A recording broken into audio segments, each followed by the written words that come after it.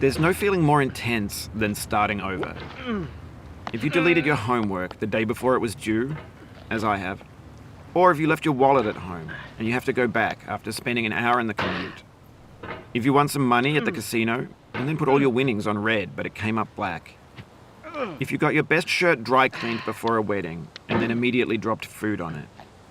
If you won an argument with a friend and then later discovered that they just returned to their original view. Starting over is harder than starting up. If you're not ready for that, like if you've already had a bad day, then what you're about to go through might be too much. Feel free to go away and come back. I'll be here. Alright, thanks for coming with me on this trip. I'll understand if you have to take a break at any point. Just find a safe place to stop and quit the game. And don't worry, I'll save your progress, always. Even your mistakes. This game is a homage to a free game that came out in 2002, titled Sexy Hiking. The author of that game was Jazuo, a mysterious Czech designer who was known at the time as the father of B games. And B games are rough assemblages of found objects. Designers slap them together very quickly and freely, and they're often too rough and unfriendly to gain much of a following. They're built more for the joy of building them than as polished products. In a certain way, Sexy Hiking is the perfect embodiment of a B game. It's built almost entirely out of found and recycled parts, and it's one of the most unusual and unfriendly games of its time. In it, your task is simply to drag yourself up a mountain with a hammer. And that act of climbing, in the digital world or in real life, has certain essential properties that give the game its flavor. No amount of forward progress is guaranteed. Some cliffs are too sheer or too slippery. And the player is constantly, unremittingly in danger of falling and losing everything. Anyway, when you start Sexy Hiking, you're standing next to this dead tree that blocks the way to the entire rest of the game. It might take you an hour to get over that tree, and a lot of people never got past it. You prod and you poke at it, exploring the limits of your reach and your strength, trying to find a way up and over. And there's a sense of truth in that lack of compromise. Most obstacles in video game worlds are fake. You can be completely confident in your ability to get through them once you have the correct method or the correct equipment or just by spending enough time.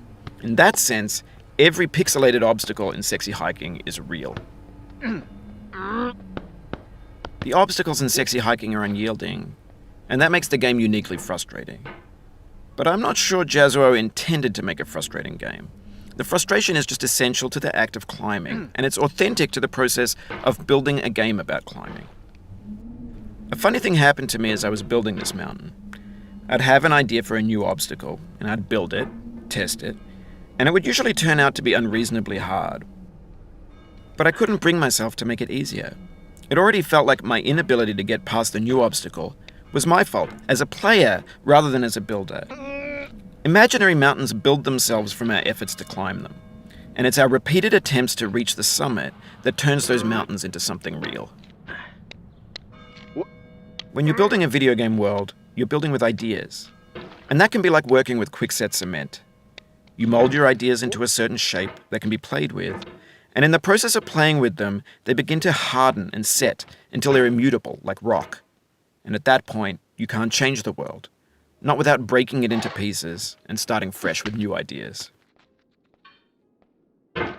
For years now, people have been predicting that games would soon be made out of prefabricated objects, bought in a store and assembled into a world.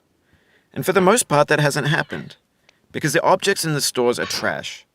I don't mean they look bad or that they're badly made, although a lot of them are. I mean they're trash in the way that food becomes trash as soon as you put it in the sink. Things are made to be consumed and used in a certain context, and once the moment is gone, they transform into garbage. In the context of technology, those moments pass by in seconds. Over time, we've poured more and more refuse into this vast digital landfill that we call the internet. It now vastly outnumbers and outweighs the things that are fresh and untainted and unused. When everything around us is cultural trash, trash becomes the new medium, the lingua franca of the digital age. And you can build culture out of trash. But only trash culture. B games, B movies, B music, B philosophy. Maybe this is what digital culture is. A monstrous mountain of trash, the ash heap of creativity's fountain. A landfill with everything we ever thought of in it. Grand, infinite, and unsorted. There's 3D models of breakfast, Gen X's fanfic novels, scan magazines, green screen Shia LaBeouf, banned snuff scenes on LiveLeak. Facebook's got lifelike bots with unbranded adverts and candid shots of Kanye and Taylor Swift mashups, car crash epic failed GIFs, Russian dashcam vids, discussions of McRibs, discarded, forgotten, unrecycled, muddled, rotten, untitled. Everything's fresh for about 6 seconds, until some newer thing beckons, and we hit refresh. And there's years of persevering, disappearing into the pile, out of style, out of sight. In this context, it's tempting to make friendly content that's gentle, that lets you churn through it but not earn it. Why make something demanding if it just gets piled up in the landfill, filed in with the bland things? When games were new, they wanted a lot from you. Daunting you, taunting you, resetting, delaying you. Players played stoically. Now everyone's turned off by that. They want to burn through it quickly, a quick fix for the fickle, some tricks for the clicks of the feckless. But that's not you, you're an acrobat. You could swallow a baseball bat. Now I know, most likely you're watching this on YouTube or Twitch, while some dude with 10 million views does it for you, like a baby bird being fed chewed up food. That's culture too. But on the off chance that you're playing this, what I'm saying is, trash is disposable, but maybe it doesn't have to be approachable. What's the feeling like? Are you stressed? I guess you don't hate it if you got this far. Feeling frustrated? It's underrated. An orange is sweet, juicy fruit locked inside a bitter peel. That's not how I feel about a challenge. I only want the bitterness. It's coffee. It's grapefruit. It's licorice. It feels like we're closer now, composer and climber, designer and user. You could have refused, but you didn't. There was something in you that was hidden, that chose to continue.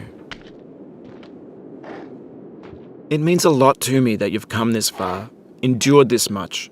Every wisecrack, every insensitivity, every setback you've forgiven me is a kingly gift that you've given me. We have the same taste, you and I. It's not ambition, it's ambition's opposite. An obdurate mission to taste defeat. You'll feel bad if you win, so I put this snake in for you. Have you thought about who you are in this? Are you the man in the pot, Diogenes? Are you his hand? Are you the top of his hammer? I think not. Where your hand moves, the hammer may not follow, nor the man, nor the man's hand. In this you're his will, his intent, the embodied resolve in his uphill ascent. Now, you've conquered the ice cliff, the platforms, the church, and the rectory, the living room and the factory, the playground, the construction site, the granite rocks, and the lakeside. You've learned to hike.